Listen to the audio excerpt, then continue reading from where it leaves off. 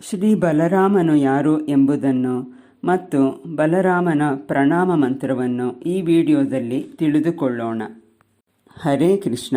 ISKCON founder ಆಚಾರ್ಯ ಜಗದ್ಗುರು ಶ್ರೀಲ ಪ್ರಭುಪಾದ್ ಕಿ ಜೈ.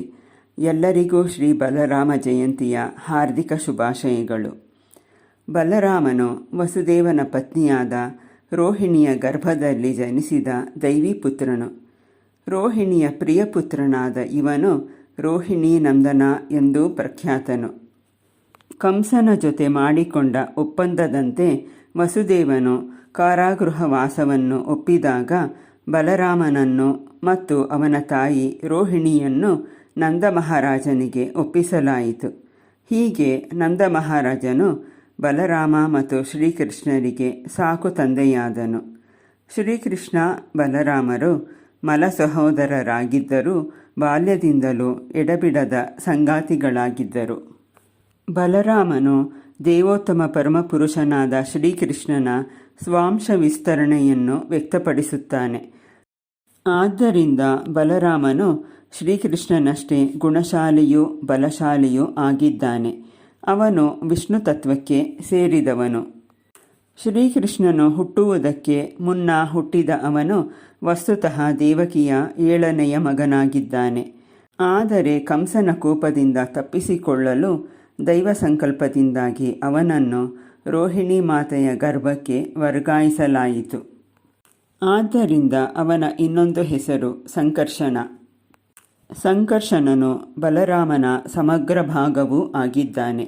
ಇವನು ಕೃಷ್ಣನಷ್ಟೇ ಬಲಶಾಲಿಯಾಗಿರುವುದರಿಂದ ಮತ್ತು ಭಕ್ತರಿಗೆ ಆಧ್ಯಾತ್ಮಿಕ ಶಕ್ತಿಯನ್ನು ಕೊಡಬಲ್ಲವನಾಗಿದ್ದರಿಂದ ಇವನನ್ನು ಬಲದೇವ ಅಥವಾ ಬಲರಾಮ ಎಂದು ಕರೆಯಲಾಗಿದೆ. ಬಲರಾಮನ ಅನುಗ್ರಹವಿಲ್ಲದೆ ಯಾರೂ ದೇವರನ್ನು ಅರಿಯಲು ಸಾಧ್ಯವಿಲ್ಲವೆಂದು ವೇದಗಳಲ್ಲಿ ಹೇಳಿದೆ. ಬಲ ಎಂದರೆ ಆಧ್ಯಾತ್ಮಿಕ ಶಕ್ತಿ, ದೈಹಿಕ ಶಕ್ತಿಯಲ್ಲ. ಮಂದಮತಿಗಳು ಬಲ ಎಂದರೆ ದೈಹಿಕ ಬಲವೆಂದು ಅರ್ಥೈಸುತ್ತಾರೆ. ಆದರೆ ಶರೀರ ಬಲದಿಂದ ಯಾರೂ ಆಧ್ಯಾತ್ಮಿಕ ಸಾಕ್ಷಾತ್ಕಾರವನ್ನು ಹೊಂದಲಾರರು. ಮತ್ತು ದೈಹಿಕ ಬಲವು ಶರೀರವು ಕೊನೆಯಾಗುವುದರೊಂದಿಗೆ ಅಂತ್ಯವಾಗುತ್ತದೆ. ಆದರೆ ಆಧ್ಯಾತ್ಮಿಕ ಶಕ್ತಿಯು ಜನ್ಮ ಜನ್ಮಾಂತರಕ್ಕೂ ಆತ್ಮವನ್ನು ಹಿಂಬಾಲಿಸಿ ಹೋಗುತ್ತದೆ. ಆದ್ದರಿಂದ ಬಲರಾಮನಿಂದ ಪಡೆದ ಶಕ್ತಿಯು ಎಂದಿಗೂ ವ್ಯರ್ಥವಾಗುವುದಿಲ್ಲ. ಆ ಶಕ್ತಿಯು ಶಾಶ್ವತವಾದುದು. ಹೀಗಾಗಿ ಬಲರಾಮನು ಎಲ್ಲ ಭಕ್ತರ ಆದಿಗುರುವಾಗಿದ್ದಾನೆ. ಈಗ ಬಲರಾಮನ ಪ್ರಣಾಮ ಮಂತ್ರವನ್ನು ತಿಳಿದುಕೊಳ್ಳೋಣ. ನಮಸ್ತೆ ಹಲಗ್ರಾಮ, ನಮಸ್ತೆ ಮುಷಲಾಯುಧ, ನಮಸ್ತೆ ರೇವತಿ ಕಾಂತ, ನಮಸ್ತೆ ಭಕ್ತವತ್ಸಲ, ನಮಸ್ತೆ ಬಲಿನಾಂ ಶ್ರೇಷ್ಠ, ನಮಸ್ತೆ ಧರಣೀಧರ, ಪ್ರಲಂಬಾರೆ ನಮಸ್ತೆ ತು ತ್ರಾಹಿ ಮಾಂ ಕೃಷ್ಣ ಪೂರ್ವಜ. ಈ ಮಂತ್ರದ ಅರ್ಥವು ಹೀಗಿದೆ. ನಮಸ್ತೆ ಹಲಗ್ರಾಮ. ಹಲ ಅಂದರೆ ನೇಗಿಲನ್ನು ಹಿಡಿದುಕೊಂಡಿರುವವನಿಗೆ ನನ್ನ ಪ್ರಣಾಮಗಳನ್ನು ಅರ್ಪಿಸುತ್ತೇನೆ. ನಮಸ್ತೆ ಮುಷಲಾಯುಧ ಅಂದರೆ ಗದೆಯನ್ನು ಆಯುಧವಾಗಿ ಹೊಂದಿರುವವನಿಗೆ ನನ್ನ ಪ್ರಣಾಮಗಳನ್ನು ಅರ್ಪಿಸುತ್ತೇನೆ. ನಮಸ್ತೆ ರೇವತಿ ಕಾಂತ.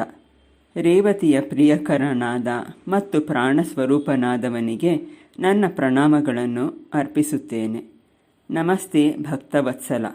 ತನ್ನ ಭಕ್ತರ ಪೋಷಕನಾದವನಿಗೆ ನನ್ನ ಪ್ರಣಾಮಗಳನ್ನು ಅರ್ಪಿಸುತ್ತೇನೆ. ನಮಸ್ತೆ ಬಲಿನಾಂ ಶ್ರೇಷ್ಠ ಅಂದರೆ ಎಲ್ಲ ರೀತಿಯ ಶಕ್ತಿವಂತರಲ್ಲಿ ಶ್ರೇಷ್ಠನಾದವನಿಗೆ ನನ್ನ ಪ್ರಣಾಮಗಳನ್ನು ಅರ್ಪಿಸುತ್ತೇನೆ. ನಮಸ್ತೆ ಧರಣೀಧರ ಅಂದರೆ ಭೂಮಿಯನ್ನು ಧಾರಣೆ ಮಾಡಿರುವವನಿಗೆ ನನ್ನ ಪ್ರಣಾಮಗಳನ್ನು ಅರ್ಪಿಸುತ್ತೇನೆ. ಶ್ರೀ ಬಲರಾಮನು ತನ್ನ ಅನಂತಶೇಷನ ರೂಪದಲ್ಲಿ ಭೂಮಿಯನ್ನು ಧರಿಸಿದ್ದಾನೆ ಅಥವಾ ಹೊತ್ತಿದ್ದಾನೆ. ಪ್ರಲಂಬಾರೆ ನಮಸ್ತೇತು. ಪ್ರಲಂಬಾಸುರನ ಶತ್ರುವಾದವನಿಗೆ ನನ್ನ ಪ್ರಣಾಮಗಳನ್ನು ಅರ್ಪಿಸುತ್ತೇನೆ. ತ್ರಾಹಿ ಮಾಂ ಕೃಷ್ಣ ಪೂರ್ವಜ. ಕೃಷ್ಣ ಪೂರ್ವಜ ಅಂದರೆ ಕೃಷ್ಣನ ಅಣ್ಣನಾದ ಬಲರಾಮ ಎಂದು. ತ್ರಾಹಿ ಮಾಂ ಎಂದರೆ ನನ್ನನ್ನು ರಕ್ಷಿಸು ಎಂದು. ಅತ್ಯಂತ ಮಂಗಳಕರವಾದ ಈ ದಿನದಂದು ಈ ಮಂತ್ರದೊಂದಿಗೆ ಬಲರಾಮನಿಗೆ ನಮ್ಮ ಪ್ರಣಾಮಗಳನ್ನು ಸಲ್ಲಿಸಿ ಶ್ರೀ ಬಲರಾಮನ ವಿಶೇಷ ಕೃಪೆಯನ್ನು ಪಡೆಯೋಣ. ಮತ್ತು ಶ್ರೀ ಬಲರಾಮನು ಆದಿಗುರುವಾಗಿರುವುದರಿಂದ ಅವನು ಗುರುತತ್ವವನ್ನು ಪ್ರತಿನಿಧಿಸುತ್ತಾನೆ.